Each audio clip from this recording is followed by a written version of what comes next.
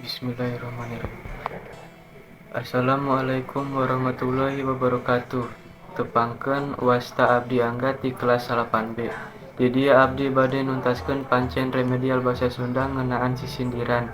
Sisindiran nyaeta sarasa hiji wangun puisi Sunda anu eueuh buku makna. Sisindiran kabagi kana 3 bagian. Nyaeta nu kahiji paparikan, nu kadua rarakitan, nu katilu wawangsalan. Di dia abdi bade sakedik ngejelaskeun sisindiran wawangsalan. Dina sisindiran wawangsalan ngandung 2 padalisan. Padalisan kahiji ngandung 8 engang. Padalisan kadua ngandung 8 engang. Contohna nyaeta kendang gede pakauman, dagdikdug rasaning ati. Nu jadi wangsalna nyaeta kecap dagdikdug sarua jeung kecap pedug. Ngagambarkeun kana kendang gede pakauman.